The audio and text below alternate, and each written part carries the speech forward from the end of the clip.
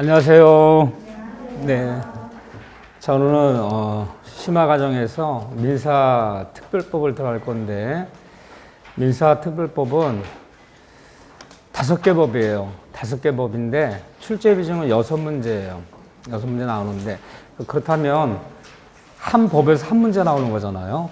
그러니까 우리가 한 문제 때문에 한 법을 한다는 게 굉장히 부담스러운 파트예요. 또 하나, 민사특별법은 논리로 짜져 있는 법이 아니에요. 절차 규정이에요. 왜란 이유를 따지지 말자. 이런 절차를 만들었고 이런 절차에 따라서 이게 하기로 한다 해서 논리가 안 맞아요. 그래서 이 특별법들은 국가 정책적으로 시행하는 법이기 때문에 논리를 따지는 법이 아니다. 그래서 좀 부담스러워요. 이해하기가 어렵다는 거예요. 그래서 제가 하자는 법을 해야 되는데, 다만 출제 경향이 민법 총칙은 공부는 어렵다. 총칙이 제일 어려워요. 하지만 문제는 쉽다. 비교적. 왜? 항상 예상시 되는 법이 나오기 때문에. 물권법은 공부하기는 무난해요. 왜 무난하냐면 우리가 사실 때 많이 들은 얘기이기 때문에 뭐 전세권, 저당권, 뭐 유치권, 뭐 지상권, 그래서 이렇게 보면 재미도 있고 그렇게 어렵진 않은데 공부하기는 좀 쉬워도 출제 경향을 어렵게 나오는 편이에요. 많은 판례들을 많이 가서 좀 세세하게 나오는 편이고, 계약법은 공부하기도 무난하고 출제 경향도 무난해요. 무난하다는 얘기 뭐냐면 늘 예상치 되는 출제 그 수준이 나온다는 거예요. 뭐 갑자기 어려워지지도 않고 쉬워지지 않고 늘 평이해요. 근데 문제는 민사특별법이에요. 이 특별법은 난이도가 널뛰기를 해요. 예를 들면 올해 시험이 좀 사람들이 시험을 보고 나오더니 야, 민법은 좀 쉬운 것 같아 라고 얘기하면 이 민사특별법이 쉬워요. 누구나 맞을 수 있는 문제를 줘요. 간단하게. 야, 올해 시험 좀 어려웠대. 뭐, 작년보다 훨씬 어려웠대. 그러면 특별법에서 이 6문제 중에서 한 3문제 정도 손댈 수 없는 문제를 줘버려요. 도대체 어느 규칙에서 나온 건지. 한 법이니까 틀려내려면은 어디서 낼 수 있어요. 예를 들면 집합과물법이 66개 법조문인데, 이 66개 법조문을 우리 한 문제 때 다 할 수는 없단 말이야. 근데 우리는 늘 나오는 부분만 하는데, 그 법조문에서 아무 데나 내버리면 우리는 틀릴 수밖에 없다는 거예요. 그래서 특별법은 항상 나오는 부분만 몇 군데 찍어서 해놓고 나머지는 운명에 맡겨야지. 이거를 한 문제 때문에 한 법을 세세하게 법조를 다 볼 수가 없다는 그런 어려운 점이 좀 있다. 그래서 특별법은 좀 난해한 편이에요. 이렇게요. 자, 먼저 페이지 634쪽에 주택 임대차 보호법. 공부할 내용은 굉장히 많아요. 논점이 한 5개 정도 되는데, 문제는 사회생활 때도 중요하고, 배울 논점도 참 많아요, 이게요. 또 중개업무에도 중요하고, 또 상식에도 중요하고, 그런데 출제 비중이 한 문제예요. 굉장히 양이 많고 공부할 게 많다고 해서 주임법이 최근에 2문제, 3문제를 내지 않아요. 무조건 한 문제인데, 일단 축하드려요. 하나 맞았어요, 여러분들이. 왜 맞았냐면 바뀐 부분이 무조건 나오는 거야. 바뀐 부분이. 실수는 너무너무 중요하거든요. 굉장히 획기적으로 바뀐 게 뭡니까? 모든 세입자들한테 한 번에 한해서 2년까지는 갱신 청구 제도를 도입하겠다. 이게 제일 중요한 거야. 무조건 이 정책적 법은 바뀐 부분이 나와요. 그러니까 올해는 한 문제 거의 없는데 시험장 가면 갱신 청구권, 이번에 새로 개정된 거, 신설된 거, 이거 만나는 게 90%예요. 거의 축하드리는 거죠, 뭐. 한 문제 맞췄고, 그 문제가 무조건 나오고, 이번에 신설된 갱신 청구제도. 아직 판례가 없기 때문에 법조문이 딱 쳐놓은 거 있어요. 그건 볼 줄 알면 돼요. 여러분들 일단 별표부터 칠게요. 뭐 시험 공부하는 거니까 일단은. 참 좋아, 예상하기가요. 어디냐면, 무조건 640페이지에 딱 법조문 요거 나이만큼 반복하자. 나이만큼 읽으면 돼요. 별표 3개. 무조건 이거고. 그런 다음에 우리가 꼭 알아야 되는 게 뭐냐면요. 대항력이에요. 요게 이제 별표 3개고, 과연 세입자가 대항력이 인정되는 세입자냐, 대항력이 인정이 안 되는 세입자냐. 전통적으로 요 개정, 신설된 부분이 없었다면 이걸 묻는데, 최근 이 사례 문제를 묻는데, 올해는 이게 90%의 확률이. 그런 다음에 전통적으로 중요한 대항력을 이해해야 돼요, 그래도. 세 번째는 확정일자라고 그러죠. 세사는 주택이 경매되었을 때 과연 세입자가 확정일자 받아놨다면 저당권자랑 순위를 비교해서 어떻게 배당받는 것이냐. 그를 확정일자를 우선변제권이라고 불러. 우선변제권. 근데 많이 얘기 듣는 거예요. 확정일자. 받으면 어떻게 되는 거냐. 요게 별표 2개고 그 다음에 네 번째는 최우선 변제예요. 다음 같은 경우는 묻지도 따지지도 않고 경락되면 무조건 세입자에게 최우선적으로 빼주겠다. 그거가 정책적 인정 최우선 변제. 최우선 변제권. 간단하게 보면 돼요. 우리는 시험만 놓고 보면요. 이것도 이제 별표 하나 하고. 그런 다음에 이거 항상 우리가 무시하면 안 되는 게 주택임대차의 법정갱신이에요. 저는 개인적으로 볼 때는 이게 굉장히 중요하다 봐요. 왜 중요하다 보냐면 의외로 집주인과 세입자 사이에 이 법정갱신 싸움이 많이 나요. 이게 굉장히 중요한 제도다. 하나 더 보자. 이렇게 많아요. 뺄래야 뺄 수가 없어. 주택임대차에서 임차, 명령, 이 등기 제도라는 게 있어. 2년 계약이 끝났는데 집주인이 보증을 빼주지 않는다면 주택 소재지 관할법에 쫓아가서 세입자가 임차 명령도 내놨다면 이사 나가더라도 2년 전에 받아놓은 확정일자와 2년 전에 한 전입식을 그대로 유지시켜주는 제도야. 임차 등기 명령 제도. 또 무시하면 안 되는 게 죄송해요. 하도 많아서요. 아니 이 따지면 끝도 없어. 우리 따지면요. 누가 이 법을 적용받을 것이냐. 누가 이 특별법 적용받아 보호받는 그 주택 임차인이 누구냐 과연. 적용 범위가 안 중요할 수가 없고 또 이 법에 있는 특이한 제도가 있어요. 다른 데 없는데 우리는 법률론 제도에 법률론. 아무리 웨딩 마치 올리고 아들 딸 낳고 살아도 호적에 혼인 신고가 안 돼 있으면 법적 법을 인정하잖아요. 뭐든지 우리가 상속이고 뭐건 혼인 신고가 된 법적 부부 사이에서 뭐든지 법을 권리 인정해 주는데 여기는 혼인 신고가 안 된 사실혼. 이 사실혼 관계자도 주임권을 보호해주는 제도가 있어요. 세입자 사망했을 때 혼인신고가 안 된 사실혼 관계자에게도 상속인이 없다면 그 임차권을 무조건 승계시키는 제도. 아마 우리가 민법을 배우면서 혼인신고가 안 된 사실혼 관계를 보호하는 것은 여기밖에 없어요. 상가임대차보호법에도 사실혼 관계자는 보호하지 않아요. 오로지 딱 주택임대보호법에서만 이 사실혼관계 동거인들을 보호한단 말이에요. 여기뿐 아니에요. 전 민법을 통해서 우리는 사실혼관계 보호제도는 여기밖에 없어요. 이 따지면 이 8개만 볼래도 2시간이 걸리는 거야. 참 애매한 거라서 이게. 상식, 사회적인 상식. 왜 사회생활 때 이런 걸 알아야 되지 않느냐. 그런 목적이라면 2시간이나 아니야 3시간을 써서라도 확실히 가르치는데 시험 문제만 놓고 오면 한 문제 때문에 내가 3시간을 쓸 수는 없단 말이에요. 그렇기 때문에 일단 시험에 나오는 거 위주로.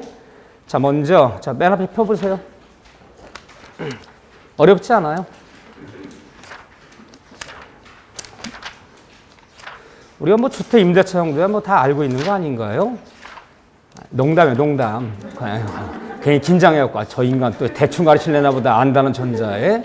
저는요, 시험 보러 갈 때까지 저랑 같이 강의 들으신 여러분들이 이거 알 거야. 내가 예전에 얘기했으니까 2번, 3번 강조했는데 알 거야.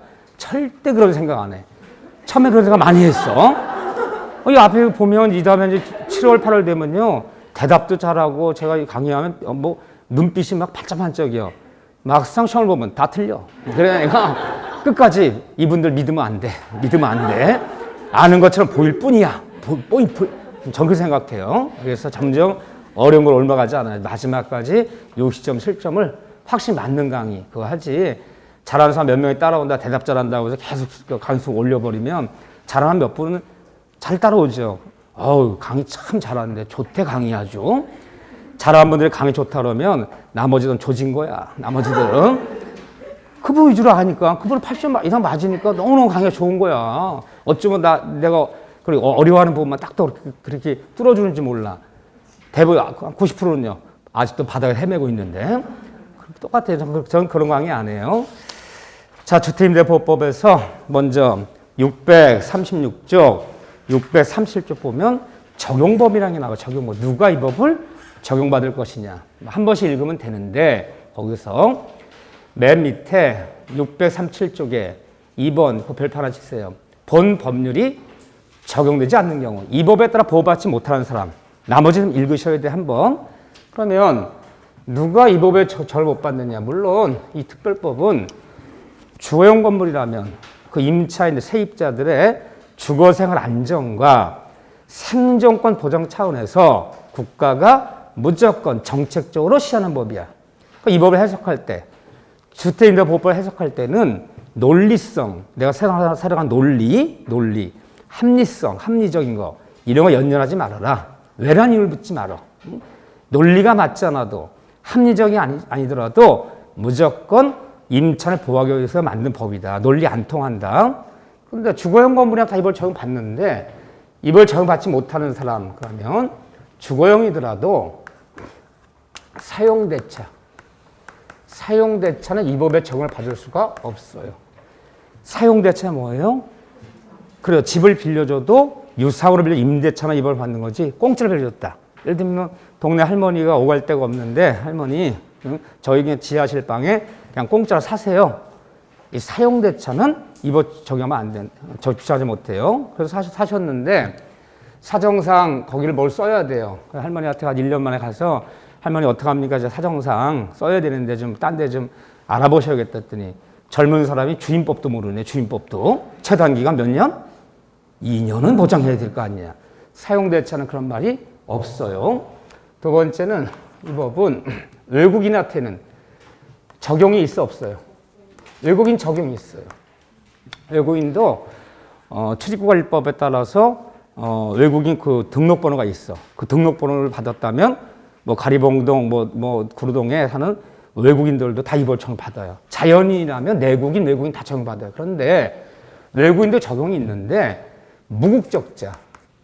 무국적자는 이 법에 적용받을 수가 없어.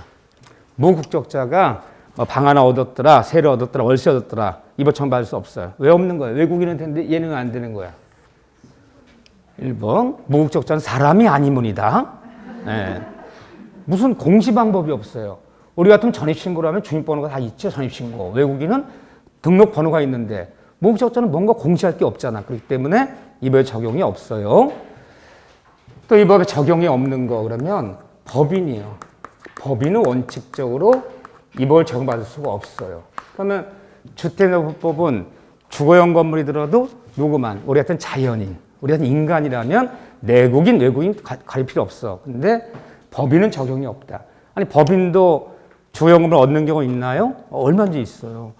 조그만 회사서 이렇게 직원들 숙소로 쓰려고 빌라를 연립을 한채 계약 맺을 때 어떻게 하면 돼요? 회사명으로 계약 맺었단 말이에요. 그럼 법인이 임차해야 되는 거잖아요. 그러면 임차인이 법인이라면 거기에 누가 전입신고하고 직원들이 살아도 이 법의 적용이 없다. 자연인만 좀 맞는 거야. 이것이 뭐라 다른 점이냐? 이것이 상가보호법과는 다른 점이에요. 이 다음 앞에 보면 상가보호법은 법인도 상가보호 적용을 받아요. 보증금이 9억 원 이하라면 자연인이건 법인이 상간 다 보호를 받는데 주택임대법은 법인은 적용이 없다.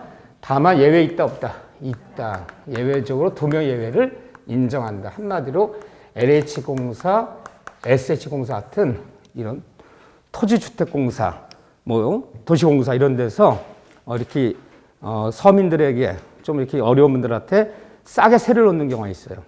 이렇게 자기들이 통으로 매입을 해. 또는 미분양된 아파트 같은 것을 자기들이 통으로 전세 계약을 맺어서 그거를 다시 이렇게 어려운 분들한테 월세 조금 받고 임대 주는 경우가 있어. 그 경우에는 그 LH공사가 확정일자 받아놓고 거기 사는 세입자의 전입신고하면 이 법에 따라서 적용받아 보호해주겠다. 도시공사, 토지개발공사. 또 하나는 중소기업법이라고 그러죠. 이 중소기업법에 따라서 등록된 중소기업이 빌라 연례 아파트 얻었을 때 이 법의 적용을 받는다. 예외 있다 2명. 그래서 어떻게 본다?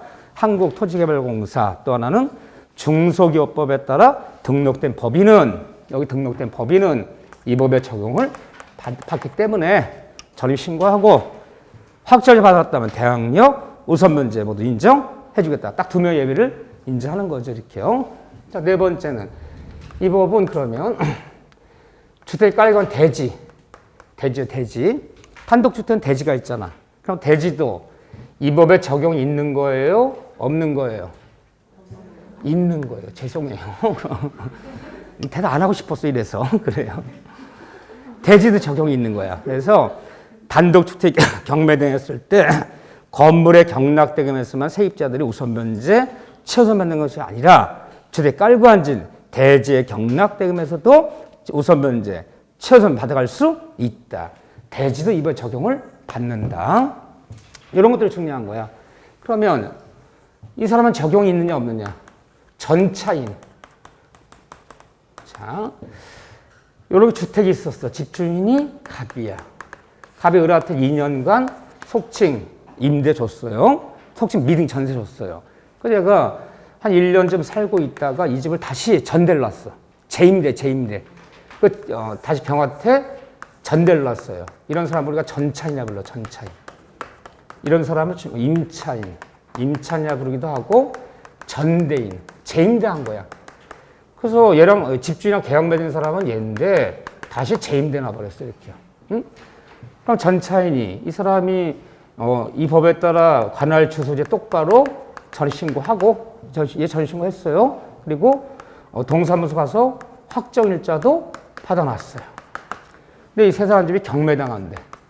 이때 이 전차인은 이 법에 따라 보호 받을까요? 못 받을까요? 받는다 그러면 이런 것도 다 효력을 발생하는 거고, 보호 못 받는다 그러면 이런 거 해봤자 소용없는 것이고, 받을까요? 못 받을까요? 고집은 세. 내가 나눴잖아요.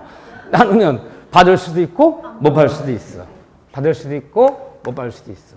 이 전차인들은 임대인, 집주인, 원래 집주인, 얘 동의를 얻었느냐 못 얻느냐. 그래서 전차인은 임대인의 동의를 얻은 전차인은 이번에 보호를 받지만, 집주인의 동의가 없었어요. 얘 동의를 안 받았어. 얘가 동의가 없는 무단 전차인은 이 법의 적용 대상이 될 수가 없어요. 이것에 따라 달라지는 거야. 이런 경우가 있을 수 있다는 거예요? 있어요. 전체를 전대로 놓는 것이 아니라, 잡아보세요. 내가 이 독채를 얻었어. 속칭 전세, 미등 전세. 1층, 2층짜리 단독주택인데 내가 3억이 얻었어. 3억을 얻어갖고요. 다 쓰지 않고 그 2층을 다시 누구한테 월세 놓고 방 2개를 재임대 놨단 말이야. 이거 얼마나 있을 수 있는 얘기야. 그럼 여러분들 전차인이라면 어떻게 해야 돼? 전차인이라면 이 주택 계약 맺을 때 뭐부터 확인해야 돼? 등기부등록을 확인했어. 등기부등록 확인했더니 집주인이 갑이야, 을이 아니야. 근데 이 사람이 방 2개를 월세 놓겠대. 아니, 등기부상 명의자, 소유 명의자가 갑이네요. 내가 갑한테 독채로 다 전세 얻어서 놓는 거야. 그러면 반드시 이걸 뭘 요구해야 돼? 이 동의서 갖다 주세요. 인감 찍어갖고. 혹시라도 갑이 이 다음에 나 동의해준 적 없다. 이 한마디만 해버리면 다 날아가는 거야. 그래서 꼭 동의를 받아야 돼. 동의받은 전차인은 보호받고, 무단 전차인은 소용없어. 아무도 보호할 수가 없어요. 그런 다음에 재미난 얘기들이야. 이거 이 논리가 아니기 때문에 논리적으로 가불적으로 설명할 필요도 없어요. 6번째 볼까요? 그럼 이런 경우는 또 어떻게 되겠느냐? 자, 뭘 설명해야 되나? 6번째. 내가 뭘 설명하려도 까먹었네, 지금. 아니, 저도 까먹어요, 어쩌다가. 그럼 주거용이냐? 주거용만 이 법에 적용받는 거야. 응? 비주거용은 이 법에 적용 대상이 아니야. 물론 주거 겸용은 된다 그래. 주거 겸용. 그럼 예를 들면 이 상가로 쓰기도 하고 주거용으로 쓰기도 하고 겸용이야. 근데 주된 용도가 겸용이야, 겸용. 겸용하는데 주된 용도가 뭐냐? 주된 용도가. 이것 따라 주거용이 이제 결정되는 거야. 장사하면서 거기 부엌 이렇게 방도 들여놓고 거기서 숙식도 한단 말이야, 이렇게요. 그럼 이것이 주거용이냐, 비주거용이냐는 뭘 갖고 판단할까요? 예를 들면 겸용은 이 법에 적용 받는다 그랬죠. 겸용하는 거. 주거 겸용 상점, 주거 겸용 뭐 이렇게. 겸용은 이 법을 적용 받아요. 근데 주된 용도가 주거용이어야 돼. 주된 용도가. 그럼 자 보세요. 동네인데 1층이에요. 세탁소에 장사하면서 뒤로는 방도 들여놓고 부엌도 있고 거기 살림하면서 장사해. 그것도 물론 전신고를 해놨어. 확정일자도 받아놨어. 그럼 이 주택임대 보호법을 적용받으면 이 다음에 잘못되더라도 최우선 면제도 받을 수 있고 우선을 받을 수 있고 최당 2년제 주장할 수 있고 여러 가지가 있잖아요. 그럼 어떻게 따질까요? 그래요. 면적 갖고 따져요. 판사들은. 어떻게 알았어 그걸? 근데 시험 문제 그렇게 풀면 안 돼. 면적. 그러면 안 돼. 큰일 나요. 판사들은 몇 평이니 방 들이고 부엌 들이는 게 몇 평이야. 4평. 장사하는 공간이 몇 평이야. 2평. 이 평수하고 따져요. 판사들은. 정말이에요. 실무적으로는. 근데 시험 문제 풀 때는 그 용도적이 어떤 적인가 중요해 이게. 여기가 평택에 왔던 상업지역이야. 누가 봐도. 막 김밥 팔고 그러는 상업지역이야. 거기서 방 들이고 살아도 건물의 용도가 주거용이나 상업지역이라면 주택으로 볼 수가 없는 거고. 동네 주택단지에서 슈퍼마켓 하면 장사하더라. 근데 그쪽 일대가 다 주거용 단지더라. 그럼 주거용 보는 거고. 그 용도적을 갖고 따지는 게 원칙이라고. 근데 판사들은 귀찮으니까. 그걸 따지려면 판사가 출장 나와서 봐야 돼요. 눈으로 직접. 출장 나오는 판사 본 적이 없어. 이것들이. 그냥 도면 갖고 그래, 도면. 몇 평? 장사하는 데가 몇 평? 응? 사무실이 몇 평? 주거용 몇 평? 평수가 따져요. 그렇지만 어쨌든 그 주된 용도를 갖고 따지는 거 이렇게요. 네. 판단은 이렇게 하는 거고. 다만 또 주거용이나 판단 시점은 항상 계약 당시 시점이에요. 계약 당시에 주거용을 따지는 거지 경매 당시 현재 주거하고 있느냐 이걸 따지는 것이 아니라는 거예요. 맨 처음에 계약 맺을 때는 이게 점포였어. 이게 공장이었어. 용도가 다. 근데 그냥 중간에 방을 들이고 부엌 만들고 사람이 거주해요. 계약 당시엔 사람이 거주하는 건물이 아니었단 말이야. 근데 중간에 개조해서 거정을 만들었다면 이번에 적용 대상이 아니야. 경매 당하더라도. 항상 주거용이나 비주거용 시점은 계약 당시를 기준 삼는 것이지 경매 당 기준이 아니다. 자, 두 번째. 그러면 주거용이냐 비주거용을 따질 때 공부를 갖고 따지는 거냐. 건축물 대장에. 건축물 대장에 우리가 등록이 되잖아 이렇게요. 건축물 대장에 창고가 돼 있어. 건축물 대장에 보일러실로 돼 있어. 근데 실제 가보면 그 보일러실이 창고로 돼 있는 것이 방을 들이고 사람이 살고 있어. 옥탑방 그거 창고로 돼 있지 그거 방으로 돼 있지 않아요? 보일러실이 반지한데 방을 들이고 사람이 살아. 그러면 주거용과 비주거용은 공부요. 뭐 건축물 대장이라든가 이걸 기준 삼는 거예요? 아니면 실제로 따지는 거예요? 실제. 공부가 기준이 아니라 실제 용도를 기준 삼는 거예요. 따질 때는 보일러실로 돼 있더라도 옥탑에 돼 있더라도 방을 들이고 사람들이 살고 있다면 이벌처분 받는 거지. 대장을 놓고 판단하는 것이 아니다. 자, 결론. 주거용이냐 비주거용의 판단 시점 언제? 계약 당시 기준이지. 맨 처음 했을 때. 경매 당시 기준이 아니기 때문에 계약 당일 주거용이 아니었으나 그 후에 임의로 개조해서 주거용을 쓰고 있다면 이번 적용 대상이 아니다. 또 주거용과 비주거용 판단 기준은 공부라든가 대장 같은 것을 놓고 따지는 것이 아니라 실제를 놓고 따지는 것이다. 그렇지 않을게요. 이렇게. 이 정도만 봐주면 되겠네. 단답식 문제. 자, 넘겨보세요. 638조 2번에 묵시갱신. 별표 하나 치세요. 묵시갱신. 주택임대차의 묵시갱신. 묵시갱신을 다른 말로 뭐라 부른다? 뭐라 부르는데, 묵시갱신은. 여기 있네, 여기. 법정갱신. 묵시의 갱신한 말 다른 말로 주택임대차의 법정갱신이라 불러요. 법정갱신은 물론이죠. 우리가 심화 강의 들어가면 다 비교해 드릴 거야. 근데 법정에 네 군데 있어요. 건물전세권의 법정갱신, 토지전세는 없어요. 건물전세권. 우리가 지난주에 하지 않았지만 토지건물 일반 임대차, 창고, 공장, 토지건물 임대차에도 법정갱신이 있어요. 세 번째는 주택임대차 이게 있어요. 세 번째는 상가임대차 이게 있어요. 네 군데 있어. 그래서 건물전세권, 토지건물 일반 임대차, 주택임대차, 상가임대차 네 군데 법정갱신이 있는데 그 네 군데 법정갱신이 다 틀려요. 같지 않아요. 용어만 같아. 요건이 다 틀리다는 거. 근데 그 중에서 제일 중요한 것은 주택임대차 법정갱신이 제일 중요해요. 그 네 군데 있는 것 중에 제일 중요해요. 왜? 다른 데서는 별로 그게 분쟁이 안 벌어지는데 의외로 주택임대차에서는 이 법정갱신제도 은근히 집주인과 분쟁이 많은 거야. 가장 중요한 거야. 네 군데 중에서. 자, 주택임대차 뭐라 됐나 보세요. 주거용 건물에 있어서 계약기간 만료일. 보통 몇 년 계약 맺나요? 2년. 보통 2년. 왜? 2년 미만이더라도 2년으로 연장하니까 최단기간. 그래서 2년 계약 끝나는 날이 2022년 9월 1일이었더라. 그러니까 계약기간 만료 전 6개월 전부터 계약기간 만료 전 작년까지는 1개월이었어요. 근데 갱신 청구제도가 도입되면서 작년분들 처음 보러 갈 때 1개월 전까지라고 갔어요. 근데 여기 바뀌었어요. 올해 해가 바뀌면서 6월부터 2개월 전까지. 1개월 전이 아니라 2월 전까지로 바뀌었다는 거. 바뀐 숫자는 꼭 물어봐. 이것들이. 중요해요. 보세요. 그거 보세요. 묵시갱신 1번에 임대인이 그 법정 보세요. 임대차 기한 만료 전 6개월 전부터 2개월 전까지. 작년까지는 1개월이었어. 이게 1개월 전까지였어. 근데 2개월 전까지 이 사이에 집주인은 임차인에게 세입자라 볼게요. 세입자에게 임차인이 뭔가를 통지해줘야 돼. 이 사이에. 2년 계약 끝나면 재계약 못 해드립니다. 딴지 말아놓으세요. 보증금 500 올려주세요. 뭔가 통지해야 되는데 이 사이에 아무런 통지해야 되는 통지가 없다면은 2년 계약 끝나는 날 말없이 재계약 들어가는 거야. 이때가 통지가 없으면 이때까지. 그러면 날짜를 따지면 정확히 어떻게 되는 거야? 9월 1일 계약기간 만료일이라면 언제부터? 3월 1일부터 7월 1일까지예요. 이 사이에요. 이 기회 놓쳐버리면 법정에 들어가는 거야. 그렇죠. 이때가 통지하라. 이때까지. 2개월 전까지.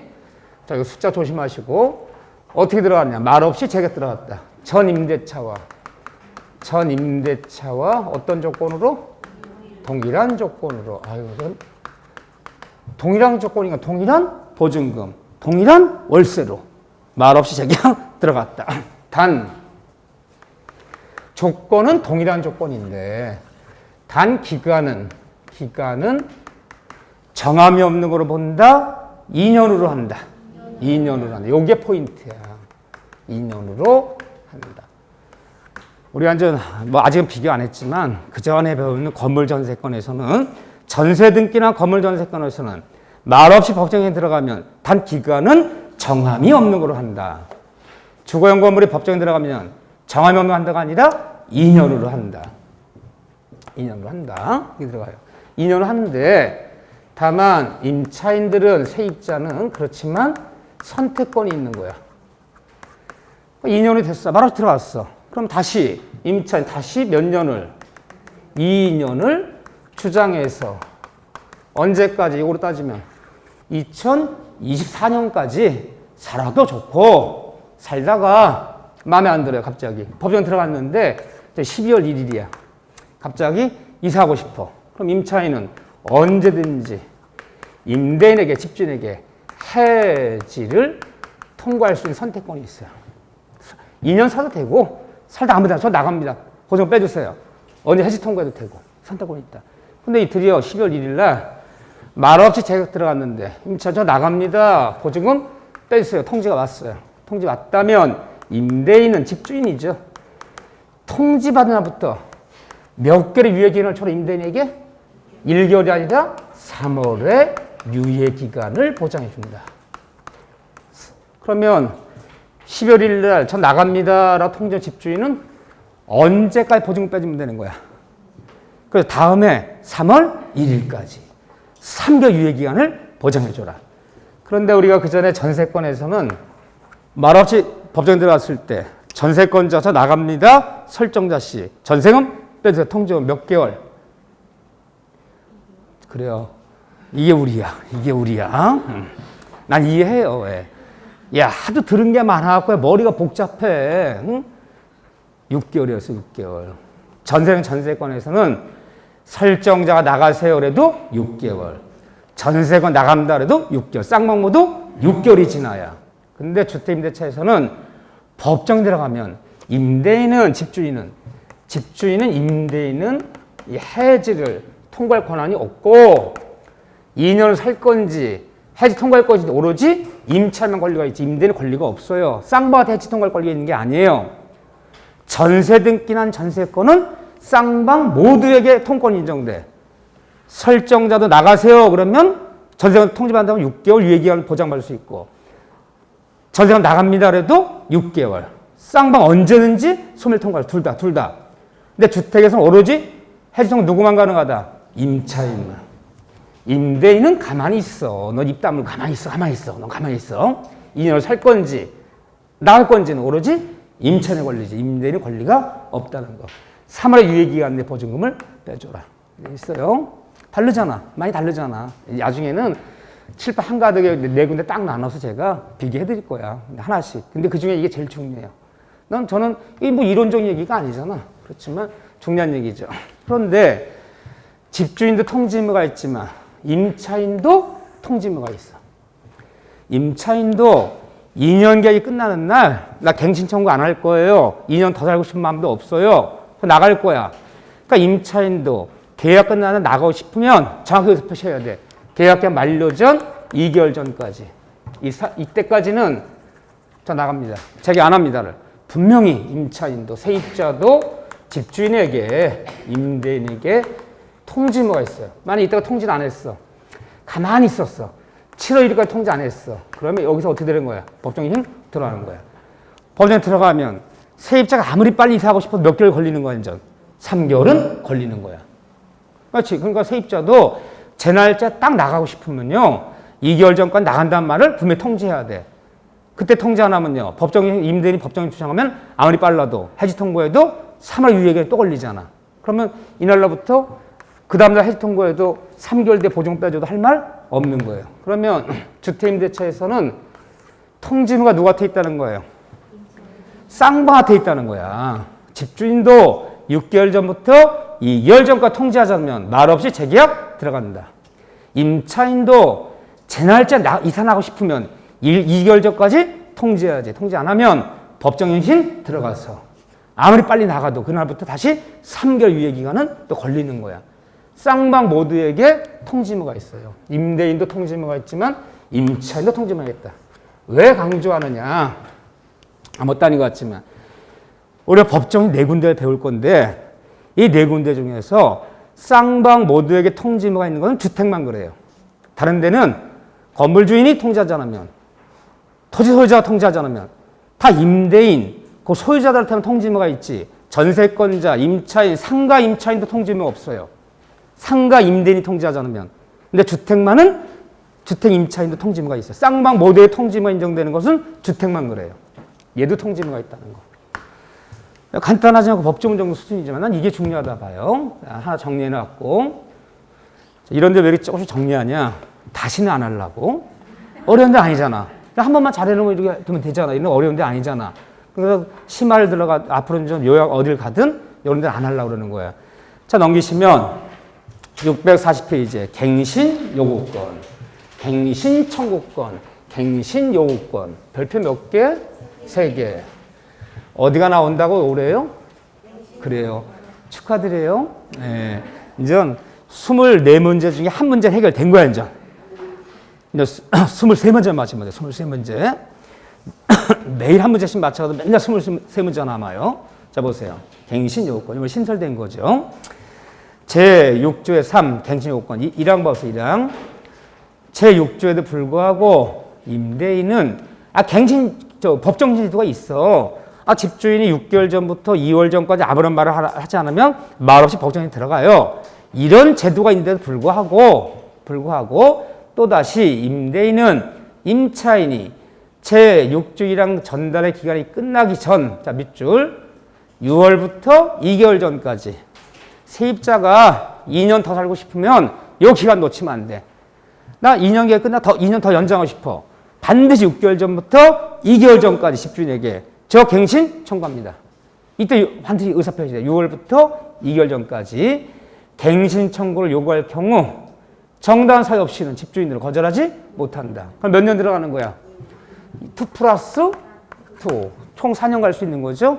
이거 하려면 반드시 세입자들도 6개월 전부터 2개월 전까지는 집주인한테 갱신 요구를 해야 된다는 거. 이 기간 놓치면 안 된다는 거. 그런데 다음과 같은 8가지.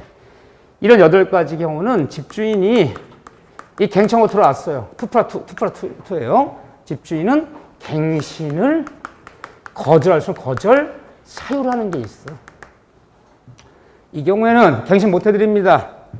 다시 인용 못 들어갑니다. 갱신 거절합니다. 그래서 2호부터 여기 이제 8호까지 있는데 이걸 어디서 배울 것이냐. 상가 임대차 법법에 있는 거 갖다가 그대로 써먹은 거예요. 여기요. 상가 법법에 보면 상가 임대인들이 상가 주인이 상가 임차인에게 갱신을 거절할 수 있는 경우가 10년까지 요구할 수 있던 상가는요. 갱신 거절 사유가 똑같아요. 똑같은 다른 점이 뭐냐. 집주인들은 다음 같은 경우는 갱신 요구를 거절할 수 있다. 2로 조심하셔야 돼. 자, 동그라미 임차인이 2기의 차임액에 해당하는 금액을 3기가 아니라 몇 기? 2기. 왜 2기가 중요하냐. 2기의 차임을 연체했다. 어떤 경우 이 차임 연체 나올까요? 주택에서 반전세라 불러. 반전세. 보증금 얼마에 월세 얼마 내기를 하자. 월세가 2달치 이상 밀린 사람은 이 갱신 거절 당해. 2년 다시 못 살아요. 근데 왜 이게 중요한 겁니까? 이따 볼 거야. 다음 시간에 볼 거예요. 상가 임대차 갱신 거절은 3기야. 상가는 석 달 차 밀렸을 때 갱신 거절이야. 주택은 2기예요. 틀려요. 2달치 월세 밀리면 주택 임대차는 갱신을 거절당해요.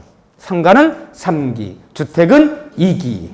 뭐 집을 팔았는데 세입자가 다시 나 갱신하겠다, 2년 더 살겠다, 막 이러다 내보내려면 서로 합의하에 상담 보상을 해줬을 때. 그거 중요한 게 합의하에예요. 합의하에. 아무리 내가 10억 아니라 100억을 줘도 합의가 안 되면 갱신 거절 못 하는 거야. 합의하에 상담을 해줬을 때. 그래서 드디어 세입자들 이사 갈 때 의뢰인 좀 보상금 요구하겠다 막 이랬잖아요. 그렇게요. 요구할 때. 그 다음에 7호 봐주세요. 7호. 나머지는 왜 안 보는 거야? 그럼 거기 2호, 4호, 5호, 6호는요. 뭐 잘했다고? 잘 읽어보소. 뭐 잘했다고 갱신해줘. 거짓 그 밖에 부정한 방법. 임차인이 임차물에 동의 없이 전부 또 일부를 전대했어요. 중과제 파손시켰어요. 뭐 잘했다고? 나머지는 상식이야. 뭐 잘했다고 써놨어요. 뭐 잘했다고. 이게 갱신해 줄 사유야, 이게. 인간의 신체에 비춰볼 때. 근데 주의할 게 이제 7호예요.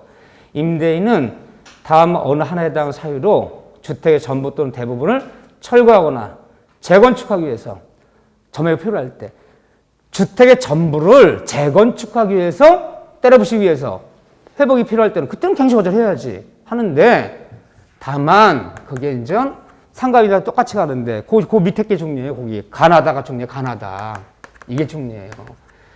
주택을 재건축하기 위해서는 2+2 이거 갱신 거절할 수 있어요.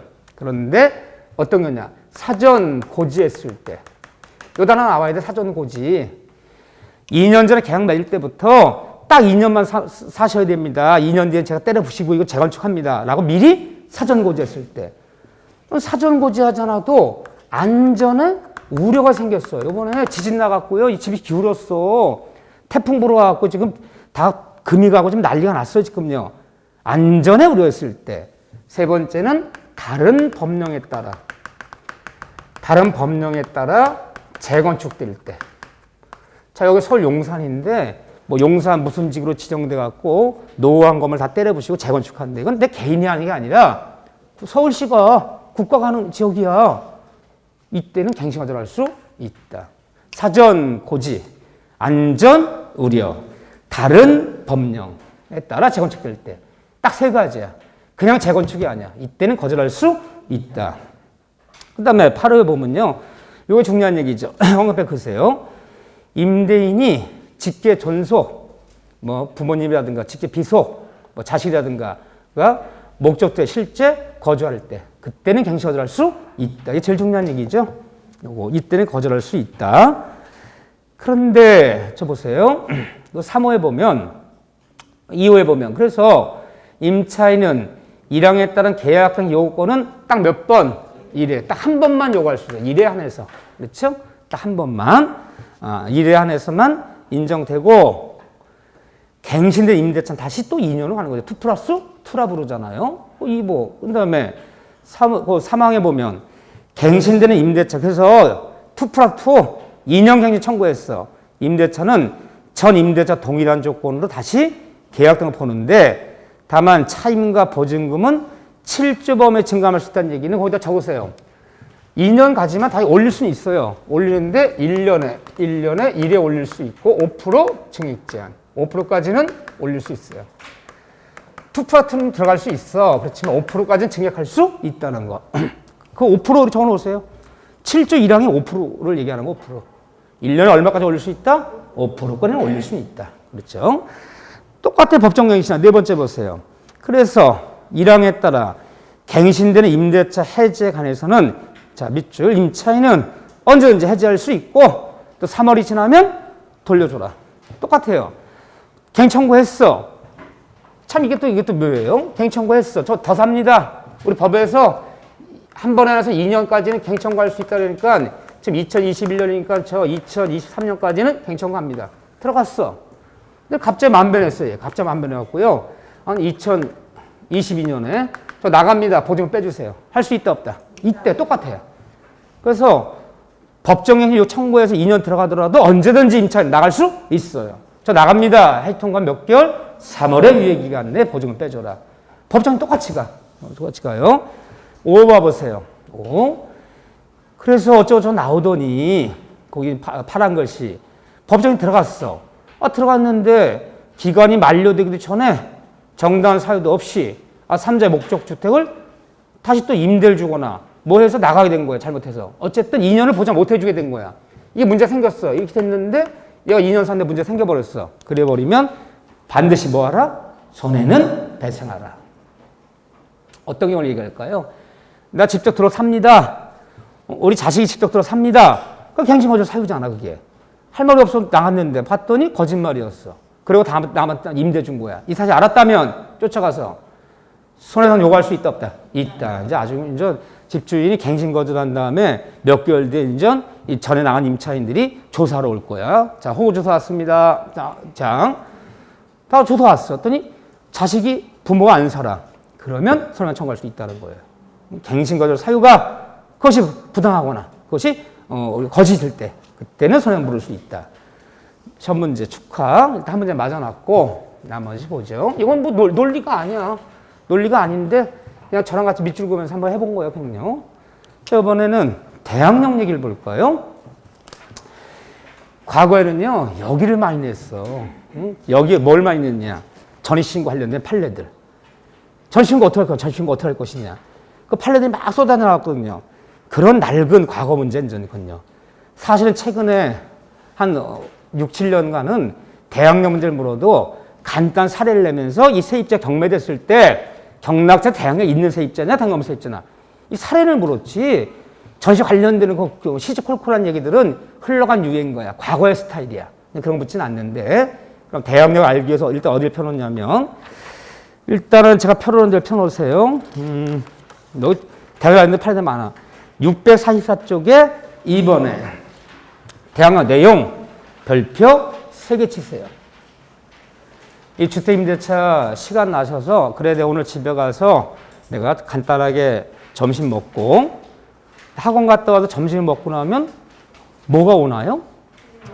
졸음이 좀 와요. 참 희한해. 굉장히 피곤하고 약간 좀 졸음이 와요. 그러면 잠깐 눈 붙이고 살짝 눈 붙이고 나서 공부해야지. 눈 뜨면 저녁 먹을 때야. 저녁 먹을 때야. 무슨 얘기하려고 그래요? 그래서 공부하는 사람은 졸릴 때 잠깐만 졸고 나서 공부해야지. 그건 꽝이야. 졸기 전에 내가 오늘 배운 거 잠깐 보다가 졸리면 자야지. 그게 공부하는 사람이 자세지. 자고 나서 해야지는 안 돼요. 그냥 저녁이에요. 자, 보세요. 대항력 내용. 여기가 별표 3개인데 그러면 용어를 정확히 알아야 되죠. 그러니까 이 법에 따라 세입자들이 특별히 보호를 받아요. 국가 정책적 보호해 주는 거야. 근데 이 법에 따라 임차인들이 이 특별법에 따라 보호받고 이 법을 적용받으려면 이 세입자들은 대항 요건은 구비할 거. 이 대항 요건이 구비됐을 때 이 법에 따라 보호받는 것이지 아무리 이 특별법이 세입자를 보호하는 법이더라도 그 세입자가 임차인이 대항 요건을 구비하지 못하면 이 법에 따라 아무것도 보호할 수가 없어. 최소 이건 구비해 줘야 되는 거야. 이게 구비가 안 되면 전입신고한 것도 다 소용없고 확정일자 다 종이 쪼가리고 최우선 번지 다 아무것도 없어. 이것은 최소 구비해줘야 돼. 그래서 이 법에다 볼 받는 거야. 이게 최소 요건이야 이게. 뭐가 대항 요건입니까? 일단 이 법에 보호되려면 그 주택을 주거용 건물을 인도받고 세입자가 인도받은 건 어렵지 않죠. 왜? 살면 되는 거니까 살고 있으면 되는 거니까 인도받고 그리고 관할 주소지에 똑바로 뭐가 돼야 돼요? 주민등록. 다른 말로 전입신고. 이 주민등록이 돼 있어야 돼요. 이게 안 돼 있으면 이 법에 따라 아무것도 보할 수가 없어요. 그래서 학생들이 대학교 앞에 원룸을 1년 얻었어요. 뭐부터 해놔야 돼? 전입신고부터 해놔야 돼. 이거 갖춰놔야 돼요. 이 둘 중에 하나도 깨져버리면 이 법에 따라 아무것도 보호받을 수가 없어. 인도 플러스 전입신고. 그런데 어디서 문제 생겨요? 인도는 살고 있으면 돼. 근데 전입신고를 어떻게 하자? 동사무소 가서 하는 거 알아? 나도 동사무소는 알아요. 그럼 등기소 가서 하나? 전입신고를. 동사무소 가서 어떻게 하자? 올바르게, 똑바로, 정확히 해야 된다. 정확히. 한마디로 전입신고를 그 주소지에 정확하게, 올바르게 전입신고하지 않으면 이 절차 올바르지 못하면 이게 깨져버리는 거야. 전입신고가 올바르지 못하면 대항 요건이 깨졌기 때문에 이 법에 따라 아무것도 보호할 수 없어. 논할 필요 없어. 앞으로는요. 똑바로 전입신고가 돼 있어야 돼. 그 사람만 보호받는 거야. 그럼 어떻게 전입신고할 것이냐. 여기서 이제 한두 가지만 보면 돼요. 다가구, 옛날에 이게 판례예요. 한 15개세요. 이 판례가 전입신고 관련된 판례 한 15개. 이렇게 전입신고하면 잘못된 전입신고다. 이 법에다 보호 못 받는다. 이렇게 한 전입신고는 올바른 전입신고다. 굉장히 디테일하게 판례 많은데 예전에 이걸 물었단 말이야. 지금 이거 안 물어, 이제. 상식적으로 이 정도 보면 돼요. 다가구, 단독주택은. 다가구 단독주택이 뭐죠? 여러 세대가 세를 살고 있지만 등기부가 하나로 되어 있는 등기죠. 하나로 딱 표제부, 갑굴구. 하나로 등기한 건물. 다가구 단독주택은 세입자들이 전입신고할 때 집원이 일치해야 돼, 일치 안 해야 돼요? 집원만 일치하면. 이건 일치해야 돼, 반드시. 집원만 일치하면 혹시 동이 있거나 호수가 있더라도 이런 거 일치하지 않아도 이 법에 따라 보호받아요. 이것만 일치하면 올바른 전입신고 한 거야. 동호수가 혹시 틀려도 괜찮아요. 그런데 다세대 공동주택은 어떻게 전입신고해야 된다? 그렇죠. 다세대 공동주택 그러면 연립, 빌라, 아파트 구분 건물로 등기되어 있는 거. 한 동의 건물이지만 여러 개 각각 등기 따로 다 등기되어 있는 거. 여기는 전입신고할 때 집원뿐 아니라 깔관 집원뿐 아니라 뭐까지도 호수까지도 모두 일치해야 돼. 이 일치하지 않으면 뭐가 잘못된 거야? 전입신고가 잘못됐기 때문에 대항 요건이 깨져버린 거야. 이게 깨져버리면 이 법에 따라 아무것도 보호받아. 확정일자 종이 쪼가리고. 대항력이 논할 필요 없어. 근데 이제 문제는 이건 문제가 안 되는데 여기서 많이 문제가 되죠. 아파트 같은 거 문제가 안 돼. 아파트들은 그냥 그 문패 3동 301호 그러면 3동 301호 신고하면 맞아. 근데 빌라 연립 같은 데는 이 건축물 대장과 실제 그게 다를 수 있어요. 그럼 정확히는 건축물 대장에 등록된 것으로 신고를 해줘야 되는 거야. 자, 여기에 이렇게 돼 있는 집이에요. 실제는 이런 집인데 여기 살짝 반지하야. 여기 반지야. B야, B 1층이야. 그래서 여기 건축물 대장에는 B1, 그런데 1층, 2층, 3층 이렇게 등록이 돼 있어. 근데 문패 가면 반지하 방을 얻었는데 문패 가면 여기가 101호 이렇게 돼 있고 여기가 201호, 여기가 301호, 여기가 401호. 아니 문패는 근데 건축물 대장에는 어떻게 있어요? 여기 101호는 지층 이렇게 돼 있고 이게 201호가 101호로 돼 있고 이렇게 돼 있는 거지 건축물 대장에는 이렇게 돼 있는 거지. 근데 그냥 아무 생각 없이 그냥 일단 이삿짐 내려놓고 전신고해야지. 물론 중개사무실에서 정확히 그 계약서는 써줬는데 계약서 찾기가 귀찮으니까 문패 보고 적었어. 문패 보고 뭐 경기도 무슨 시 어디 집원 적은 다음에 무슨 빌라 101호. 101호가 아니었죠. 지층이었죠. 101호는 이게 101호야. 건축물대장이 이게 101호야. 건축물대장에는. 이해되시죠? 친구했는데 잘 살고 나서 문제 안 되는데 중간에 경매당하고 난리 났어. 이 사람 대항력 갇혀서 못 갇혔어요. 못 갇혔어요. 이 법에 따라 아무것도 못 받아. 확정일자 받아도 최소한 5성전 못 받고 최소한 다 날라간 거야. 그래서 좀 더 정확히 얘기하면 건축물대장에 등록된 동수대로 해줘야 돼. 이해되죠? 네. 건축물대장에 A동이라 했으면 A동이라지 가동이라 하면 안 되는 거야. 이해되죠? 네. 건축에 등록된. 그래서 아파트들은 그럴 염려가 없지만 조그마한 빌라들은 이런 일이 있을 수 있어요. 그 앞에 붙어있는 문패랑 거기에 등록된 게 다를 수 있어. 등록된 대로 신고해줘야 돼. 안 그러면 이거 못 갖춘 거야. 이거 아무것도 구할 수가 없다. 이거 하나 정도만 기억하세요. 다른 거는 점심도 필요 없어요. 자, 두 번째. 아, 대항 요건은 이걸 얘기하는 거구나. 인도 플러스 똑바로 점심으로 됐을 때. 대항 요건을 구비해야지만이 뭔가 보고 봤는데 이 대항력을 구비했다면 그 다음 얘기 나오는 것이 바로 대항력이야.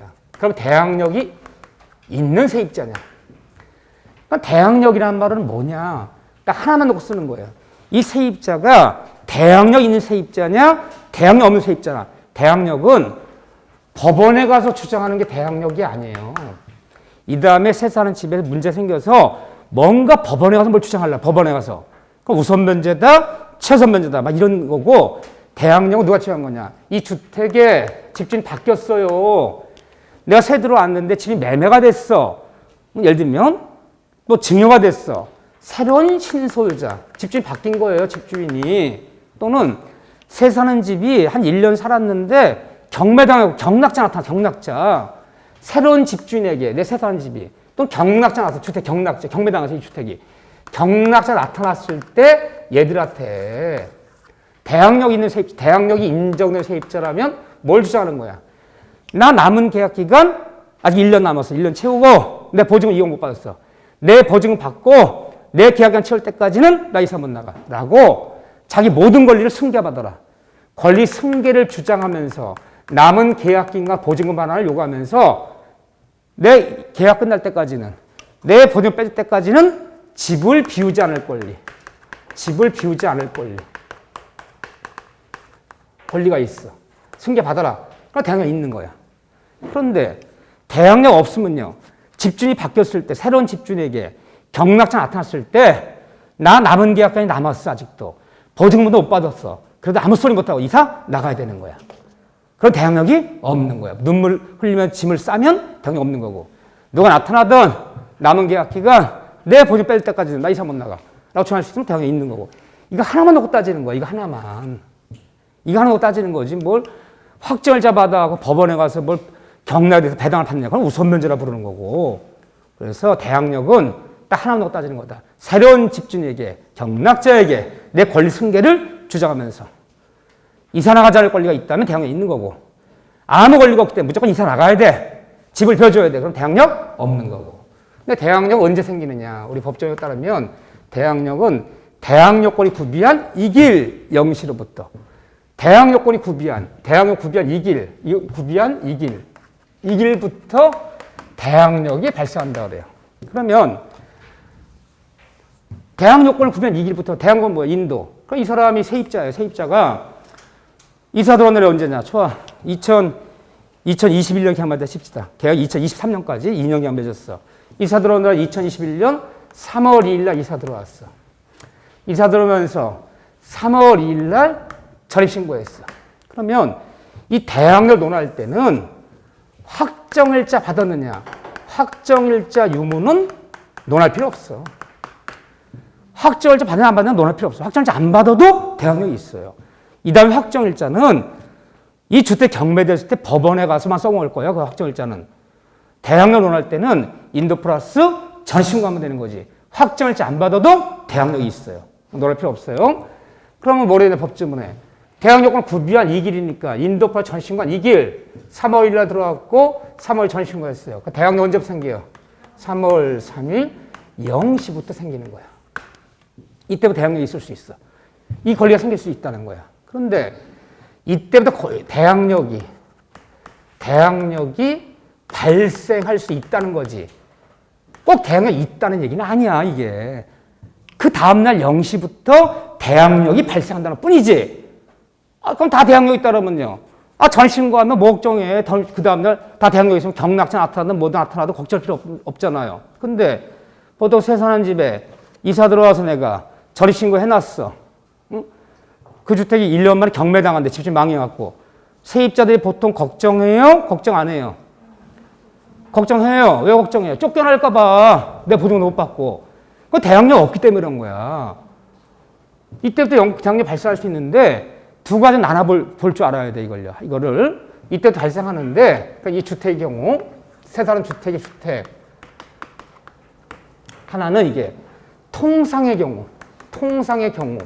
게 하나 있고, 하나는 이 주택이 경매당했어. 경매로 집주인 바뀌는 거야. 경매로 경락자가 나타났을 때. 통상의 경우는 그냥 새 사는 집이 매매가 됐어, 매매가. 집 팔렸어. 증여가 됐어. 이런 식으로 집주인이 바뀌는 거야. 이거랑 이 주택 경매당해서 집주인이 바뀌는 거 나눠보자는 거예요.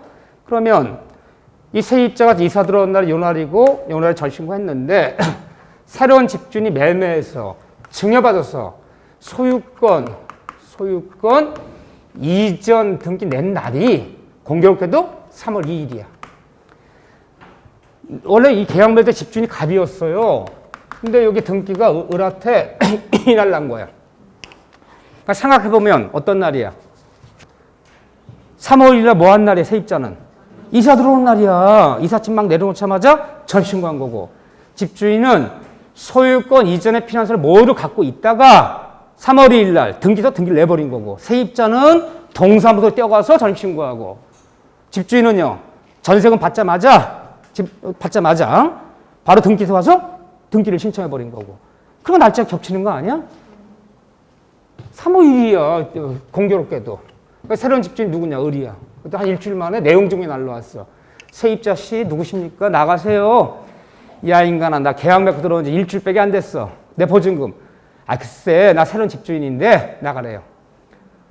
그럼 나는 어떡하라고? 너 전 집주인한테 가서 얘기해. 전 집주인 이놈 어디 갔냐? 너 미국 갔대? 아니면 너 경마장 가 있어? 경마장 잡아왔어? 다 그냥 다 도박해버렸대. 이거 의도적이지 않아요? 대항력이 있어, 없어요? 없어. 새로운 집주인에게 아무 소리 못해. 집 벼줘야 돼. 보증 못 받아도. 대항력 언제부터 발생해요? 3월 3일 0시부터 발생한대. 집주인 언제 바뀌었어요? 3월 2일에 바뀌었잖아. 종전 집주인 갑을 사기죄로 콩만 먹이고 종전 집주인 갑한테 내 보증금 내놓고 뭐 어쩌고 다 할 수 있지만 개태는 주장할 수 있지만 새로운 집주인의 대항력이 없기 때문에 내 권리 승계를 주장할 수 없어요. 세입자 당한 거죠? 그래서 직거래가 위험한 거야. 때에 따라서는. 직거래 하다 보면 서로 만나서 이렇게 쓰잖아요. 일어나는 법 없어요. 그러니까 여매 중개사야. 사람은 모르는 거야. 사람이 그러잖아요. 사람이 겉모습 생긴 모습 보고 사람이 참 착하게 생겼네. 선하게도 생겼어. 큰일 나는 얘기야. 사람은 생긴 대로 살아요? 생긴 대로 안 살아요? 생긴 대로 살면 딱 봐도 살인범이야. 살인범 생긴 게. 그냥 딱 보면 사기꾼이야. 어떻게 사기꾼처럼 생겼냐? 제 말하는 게 쟤는 착한 사람이야. 그런 거 없어요. 전혀 관계가 없어. 사기 8범, 9범, 10범 그 전과 높을수록 인품 훌륭해 보면 사람 참 호감가게 생겼어요. 인물 좋아. 말하는 거 참 교양이 있어요. 저 눈빛 좀 봐. 사슴 눈빛이야. 얼마나 진실한지 몰라. 신나고. 그러니까 사기를 당하지. 딱 생긴 게 사기꾼이야. 생긴 게. 저 말하는 거 사기꾼이야. 눈 봐. 눈 굴리는 거 맞죠? 눈 굴리는 거. 사기 안 당해. 걔한테. 보세요. 전혀 관계없는 거야. 연쇄살인범이래. 자꾸 봤더니 살인범도 생겼어. 막 키는 2m에 막 흉터가 막 독이 자국이 막 얼굴에 나 있고 막 난리가 아니야. 보기에도 살인범이야, 쟤. 그래, 한 명도 없어. 자꾸 나면요. 생긴 거 그렇게 안 생겼어. 근데 사이코패스래. 보세요. 전혀 생긴 관계가 없어요. 그래서 사기를 당하는 거야. 그렇죠? 그러니까 여러분들이 직거래가 위험하잖아요. 내가 중에서 사무실을 해. 그러니까 세를 놔달래요. 세 들어오려고 그래. 근데 내 세입자한테 분명히 했어. 3월 1일 오늘 빨리 전신고 하셔야 된다고. 하루 늦지 마시고 바로 이삿짐 내자마자 동사무소 전신부터 하라고. 근데 집주인이요. 그 문서 다 미리 떼어놓고 있다가 이전 등기 피난 모든 교부하고 있다가 3월 오후에 등기 내버리면 대항력 없는 거죠? 그래 도망가 버리면 떠버리잖아. 그럼 여러분들이 중개3이라면 어떻게 해야 돼? 어떻게 해야 돼? 사람 하면 모르잖아. 집주인보고 그랬어요. 아니, 오늘 등기 내시면 안 됩니다. 오늘 세입자 전신과한데 소유권 이전 등기 내면 안 됩니다. 아유, 내가 오늘 등기를 왜 내냐고. 응? 그 말 어떻게 믿어? 어떻게 해야 돼, 중개사라면? 내가 중개사라면? 집주인 잡고 있어요. 지금 사람 어떻게 잡고 있어? 저기, 등기필증 갖고 오세요. 내일 찾아가세요, 내일. 등기필증, 소유권 등기필증 갖다 놓으세요. 왜 그러시냐 했더니 세입자 오늘 점심 신고할 건데 내일 찾아가셔야 해요. 혹시라도. 그럼 또 내일 찾아가라. 그러면 등기는 그날 못 내잖아. 그렇게 해야 돼요. 그러면 저기 전세 올 때 등기필증 갖고 오시라고. 등기필증 갖고 오시라고. 내일 찾아가시라. 세입자 오늘 반드시 전신고 하세요. 그렇게 해줘야지. 아니, 내 생각에 그래, 내 생각에. 막으려면. 이거 막을 길이 없거든. 3월 3일 날 소유권 이전 등기 냈다면, 이때 소유권 이전 등기 냈어요. 그러면 이 세입자 대항력 있어, 없어요? 있지. 얘는 몇 시부터야? 0시부터니까. 그러면 0시 삼는 거냐? 이거는 0시 안 삼으면요. 시간을 따질 수는 없거든. 그냥 그때부터 그러면요. 전신관 그때부터 그러면 너 전신 몇 시에 했니? 예, 저 1시 20분에 했는데요. 너 등기 언제 했니? 저 1시 5분에 했는데요. 이거 따져야 돼. 그거 따질 수는 없단 말이야. 기준을 잡아야 돼. 그러니까 0시 잡으려고. 3월 1일 날 등기 내면 대항력 없어. 새로운 집주인 지표줘야 돼. 3월 3일 날 등기 내면 대항력 있어. 모두 승계 받아야 돼, 새로운 집주인이. 이해되죠? 네, 이렇게 해야지, 이렇게요. 이거 하나, 이거 볼 줄 알면 돼. 이거. 근데 경매의 경우 얘가 다르죠. 자, 그래서 이때 들어왔는데 한 1년 6개월 살았어. 아직도 한 6개월 남았어, 기간이.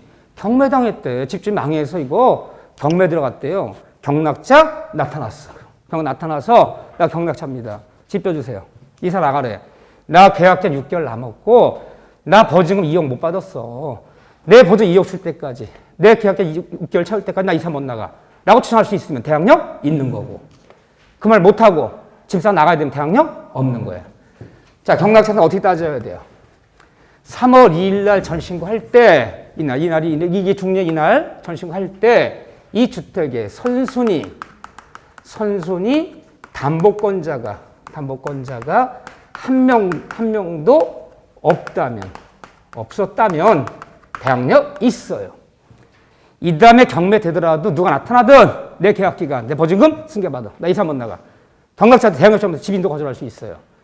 근데 내가 전신과 3월 2일 날 등기부에 갑구에 압류결정, 소유권 가등기 또는 을구에 저당권, 주택담보대출 받았나 봐. 저당이 하나도 있었어. 저당이건 압류건 가압류건 뭐 가등기 뭐가 하나 있었어. 있었다면 경매에 들어가면 대항력은 없어요. 경락자한테. 그럼 만약에 세단 주택이 경매당했을 때 새로운 경락자 나타나더라도 나 걱정할 필요 없어. 대항력 있기 때문에. 집인도 거절할 수 있어. 내 보증 뺄 때 절대 이사 안 나가. 그럼 대항력 있으려면 전시간 그 주택이 어떤 주택이어야 돼? 3월 2일 날 등기를 떼어봤더니 깨끗해야 돼. 아무것도 없으면 돼. 갑건 을구건 아무것도 없어. 설정는 게. 그런 대항력이 있어. 이 다음에 잘못되더라도 경락자 인도 거절할 수 있어요. 그런데 뭐 하나 잡힌 게 있어. 뭐가 되든 갑건 을고 놀랄 필요 없어. 갑을 떼봤더니 소유권난에 압류결정, 가압류결정, 뭐 소유권 이전 청구, 가등기, 뭐 을구에 저당 설정, 뭐 하나 더 있다면 대항력은 없어요. 경락차 나타나면 집은 펴줘야 돼. 그러면 세입자들이 보통 걱정하는 게 이거는 극단적인 예였고 이거는 진짜 의도적이 아니면 이런 건 드물고 이건 많잖아. 집주인 망하고 싶어서 망하나? 하다 보면 망하는 거지. 그랬을 때 경매가 됐을 때 내가 대항력이 있으려면요. 새 사는 집이 깨끗한 집이어야 되는 거지. 근데 깨끗한 집이 많을까요? 많지 않을까요? 많지 않아요. 보통 주택담보대출이라도 뭐를 하나 받았어. 뭘 하나. 그러면 경매 들어가면 대항력은 없는 거야. 그래서 뭐가 중요해지는 거야? 그래서 확정일자가 중요한 거야. 대항력 없기 때문에 집은 벼줘야 돼. 그 확정일자도 받아놓으면 그 잡은 사람 밑에 후순위로 배당이라도 받을 수 있는데 확정일자도 안 받아놓으면 경락자 배당도 못 들어가고 대항력 없기 때문에 집은 벼줘야 되고 그러면 큰일 나는 거지. 근데 내가 보니까 새 사는 집인데 깨끗한 집이야. 아무것도 잡힌 게 없어. 깨끗해. 아주. 그러면 확정일자 안 받아도 괜찮아요. 전신과 해보면 대항력 있기 때문에 누가 나타나든 내 계약기간, 내 보증금 승계받고 안 주면 이사 안 가니까. 근데 대학력도 없는 애가 학점일자도 안 받아놓으면 이제 큰일 나는 거야, 이제. 집은 펴줘야 되고, 학점일자 안 받아놨기 때문에 경락대 배당은 못 들어가고. 이해되죠? 네, 그런 거죠. 이때 문제가 되는 거지. 없다면 대학력 있지. 한 명이 있다면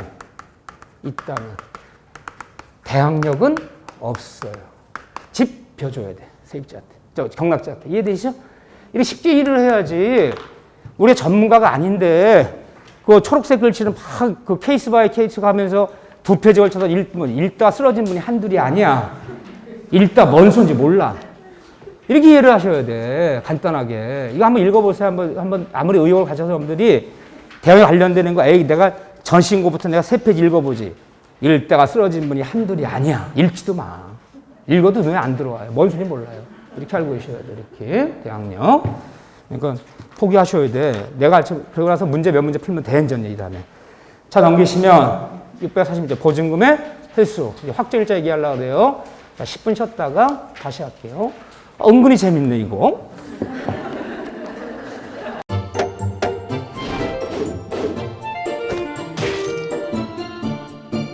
안녕하세요. 공인중개사 민법을 강의하고 있는 양민입니다. 자, 제가 준비한 거는 공인중개사 자료를 쉽게 다운받는 꿀팁을 준비해 보았습니다. 자, 공인중개사를 공부하다 보면 방대한 양의 자료를 접하게 됩니다. 하지만 그것을 일일이 다 출력을 하시거나 보관을 하는 데는 불편함이 따르죠. 이를 해소하기 위해서 핸드폰을 쉽게 활용할 수 있는 꿀팁을 준비했습니다. 네이버 밴드라는 어플을 통해 필요한 자료들을 보거나 다운받을 수 있습니다. 이 네이버 밴드를 활용하는 방법을 하나씩 알려드리도록 하겠습니다. 1단계, 네이버 밴드라는 어플을 다운받습니다. 가장 먼저 안드로이드 버전은 플레이 스토어를 클릭하시면 되겠습니다. 아이폰은 앱스토어에서 하시면 됩니다. 그 다음 검색창에 네이버 밴드를 검색하시고 다운 혹은 설치를 클릭하시면 되겠습니다. 이렇게요. 2단계, 밴드 어플에서 공수모를 검색해 주시면 되겠습니다. 밴드 어플을 누르시면 위쪽 상단에 보시는 것처럼 돋보기 모양의 아이콘이 보입니다. 이 돋보기 부분을 클릭하시게 되면 맨 위쪽에 하얀 공백의 검색창이 생기는데요. 이곳을 눌러서 공수모 이 세 글자를 쳐주시면 되겠습니다. 3단계는요. 해당 공수모 밴드를 들어가 주시면 됩니다. 이 밴드는 공인중개사를 공부하시는 수험생들을 위한 밴드입니다. 수험생들을 위한 시험 정보나 자료가 업로드되어 있어서 공부를 할 때 활용할 수 있는 밴드입니다. 보시는 것과 같이 강의와 관련된 공지사항이나 최신 자료가 다양하게 제공되고 있습니다.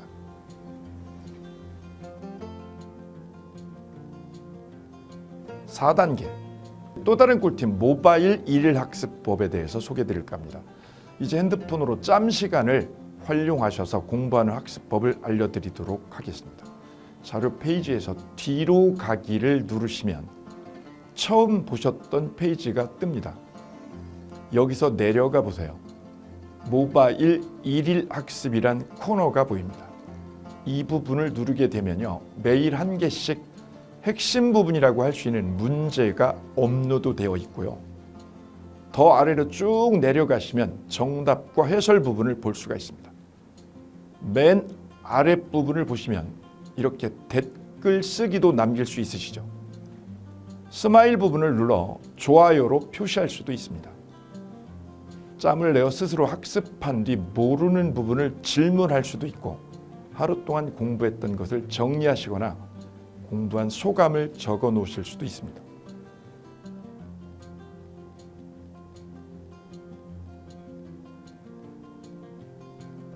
지금까지의 과정과 같이 공수모 밴드에 가입하신다면 다채롭게 업데이트되는 양질의 최근 자료들을 접하시고 활용할 수 있습니다. 꼭 가입하셔서 좋은 자료 많이 활용하시기 바랍니다.